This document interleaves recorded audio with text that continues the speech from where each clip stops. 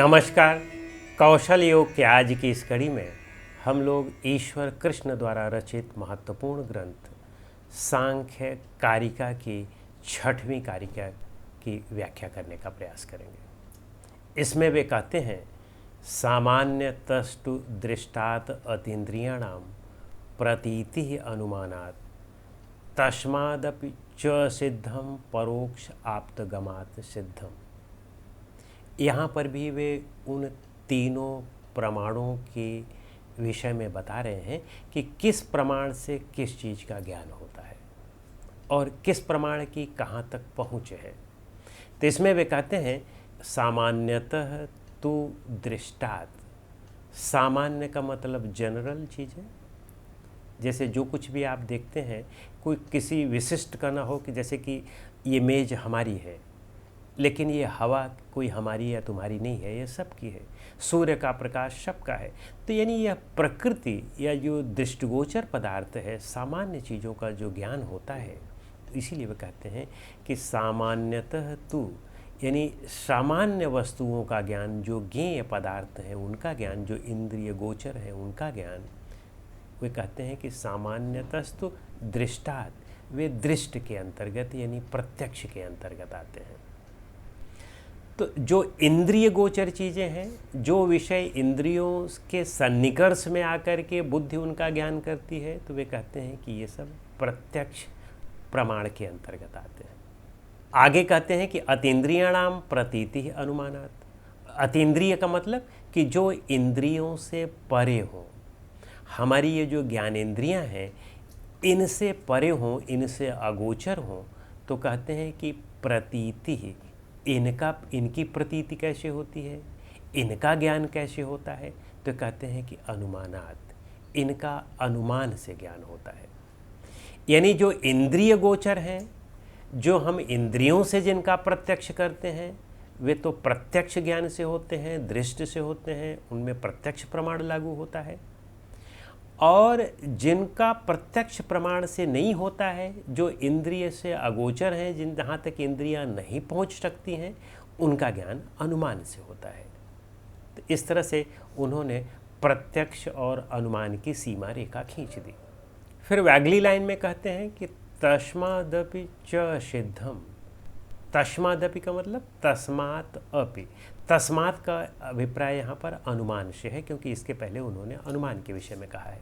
तो कहते हैं कि अनुमान से भी, अपि का मतलब भी, तस्मात् अपि, उससे भी यानी अनुमान से भी असिद्धम।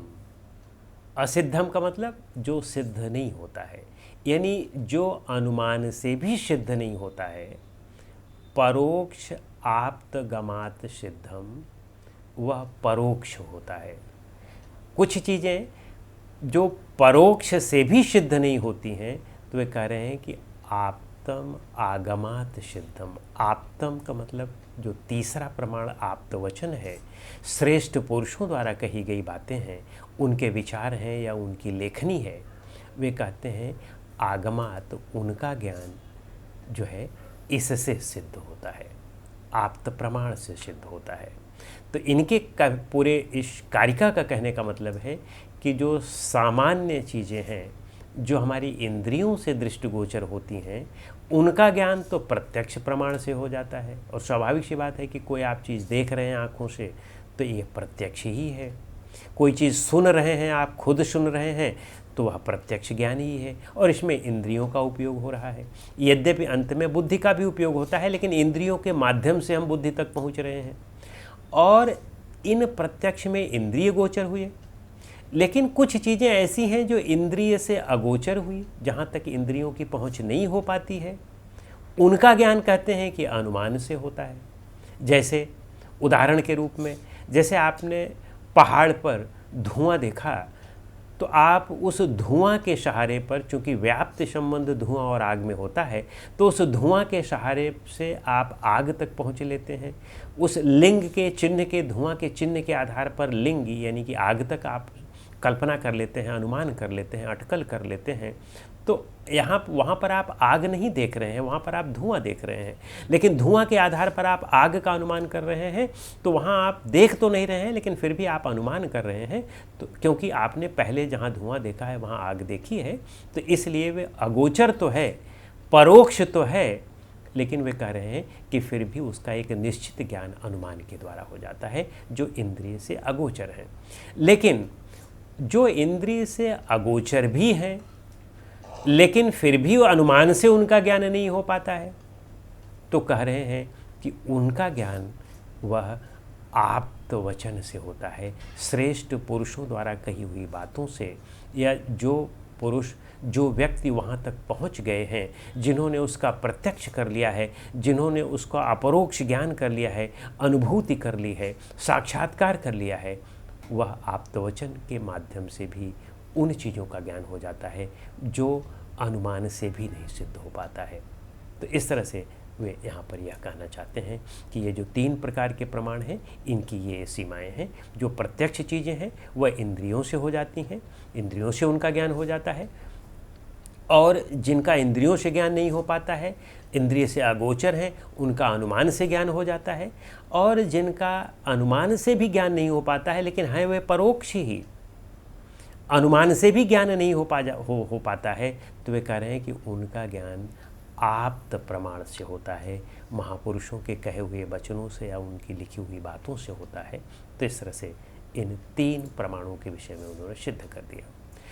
वस्तुतः इन प्रमाणों को दे करके वो ये कहना चाहते हैं कि जो 25 प्रमेय पदार्थ हैं या 25 प्रमेय तत्व हैं, उन 25 प्रमेय तत्वों में कुछ चीज़ें ऐसी भी हैं जो बहुत अगोचर हैं, इंद्रियों की वहाँ तक पहुँच ही नहीं है। जैसे ज्ञाता या पुरुष के विषय में अगर आपको ज्ञान करना हो, तो पुरुष तो सबके विषय में जानता है, लेकिन जो सबके विषय में जानता है उसको कैसे जानेंगे, या जो अव्यक्त है, प्रकृति है, उस प्रकृति का कैसे ज्ञान करेंगे, वह तो बहुत सूक्ष्म है, तो उनका सबका ज्ञान कैसे होगा। तो कह रहे हैं कि इन तीनों प्रमाणों में जो आप्त वचन है उनसे उनका भी ज्ञान हो जाता है। तो इस तरह से इस कारिका की यह व्याख्या हुई। अगली कारिका के लिए हम लोग अगली कड़ी में मिलते हैं। नमस्कार।